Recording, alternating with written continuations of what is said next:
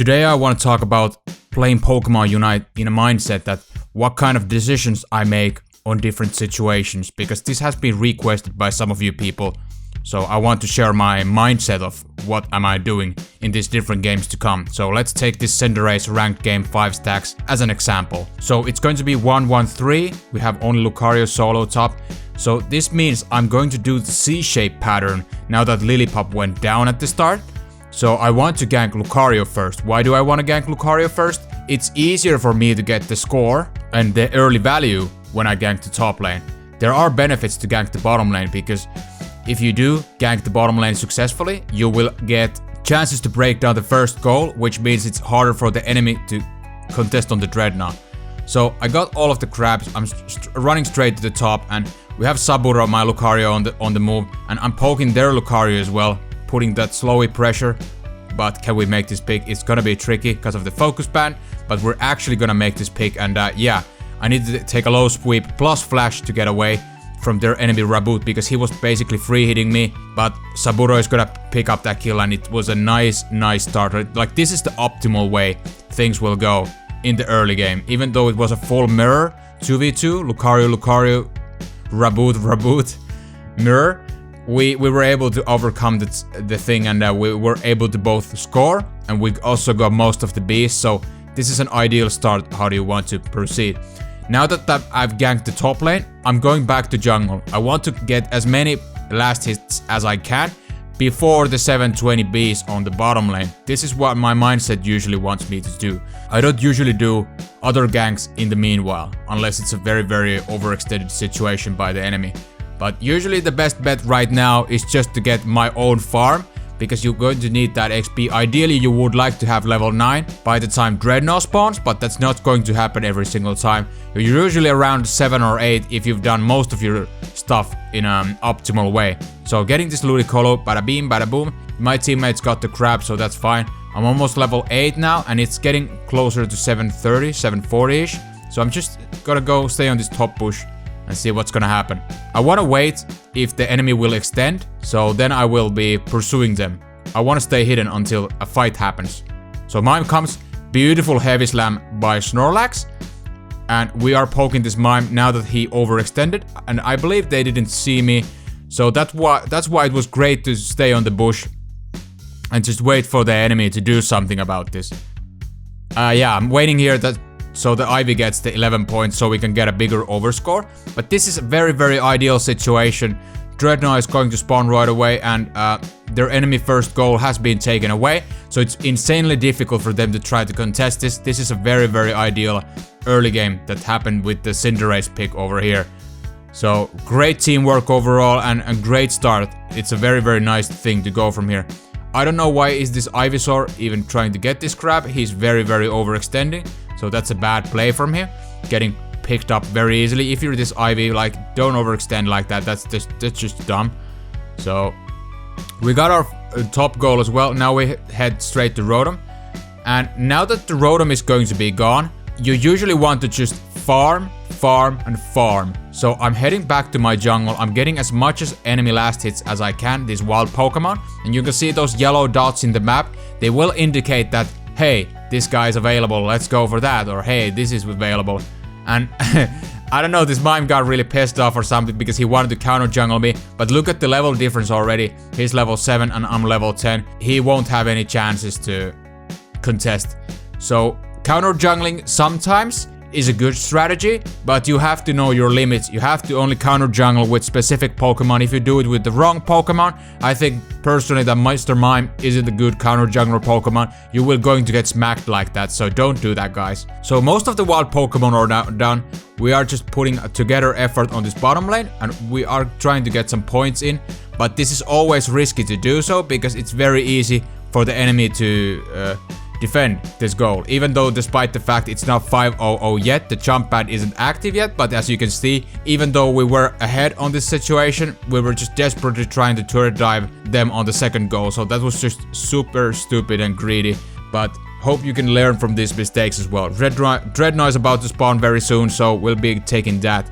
We do have a huge lead, which is nice, but we still don't want to overextend. If we start getting cocky at this point, just it's gonna be look really bad. So as you can see from my position, I'm trying to take a little step back kind of thing, but also in a balanced way that you could do as much damage as possible. If you go inside first with the Cinderace, it's going to be a bad thing because you are just going to get melted extremely quickly, and you want our teammates like Snorlax to be the initiator in this kind of circumstances. So that's why I'm trying to get this like safe position with Cinderace, so I can do as much damage as possible, but I can't also afford to die because I'm the main DPS of this team. We do have Venusaur and Lucario, which do good amount of damage too, but since I've been the jungler player in this game, you'll want to keep in mind that hey, jungler is going to get the most XP, so my value as a damage dealer is very huge in this team comp. So Dreadnought is done, and Rotom is coming up right now, so I want our bruisers and tanks Snorlax. As you can see, he's in the like a bottom right side of things. He tries to like peel for the enemies as much as possible, while the DPS are taking the objectives like Rotom and the Dreadnought. That's the ideal way to position your tanks and the DPS if you do these objectives. You don't want to give the enemy any space if possible. So if you're just clustered around in this one position, it's really bad. You want to split around a bit and just not enabled to get them have the space, so that's very important as well. Now that Rotom went through, that's great. We are just going to score some points in bottom, because we saw with this Snorlax that hey, there are enemies in the field, but no one is really able to defend this bottom goal. So we got easy 80 points over there. So yeah, that's good. Now there are more wild Pokemon available, so we should be just farming. We do have the huge lead still, which is great, but we don't want to lose this lead we have in terms of XP and in terms of balls. So I'm just trying to grab as much as farm as I can to ensure that we all be taking this leading position, and we'll be keeping that leading position. That's very important. I left that crap because I do have my Unite move, and Eldegoss and Lucario don't, so I want to have them as much last hits as possible, so they will be getting their Unite moves as well. As you can see, I tried to get this Eldegoss to have... Take it, bro. Okay. As much as Unite moves as possible. You can see from the dots at the top whether who has the Unite move ready and who doesn't, so... You also want to keep your teammates in mind as well. The Dreadnought, we are going to do this quickie dicky version of it, so that's great. Lucario was on a kind of kinky position trying to steal that, but that's not going to happen. Our tanks were in such a good position that they can just peel the enemies off, and they can't claim any space in the Dreadnought pit. So as you can see, they're just getting melted one by one. I'm getting the double kill on these two. That's awesome. Just don't do any stupid spiel now and we should be good to go. We are starting to go on the Zapdos, and the idea is here to turn to them if they push. Like immediately, you can see Snorlax jumping in if they try to get the space in the Zapdos pit now. So you want to find this balance on the getting on the Zapdos and then just poking the enemy if they want to push. But there's also the risk that the Zapdos will reset if you do this overcommittedly. And sometimes you don't even need the Zapdos. Like in this game, we really don't need the Zapdos, but we still decided to go for that for some reason.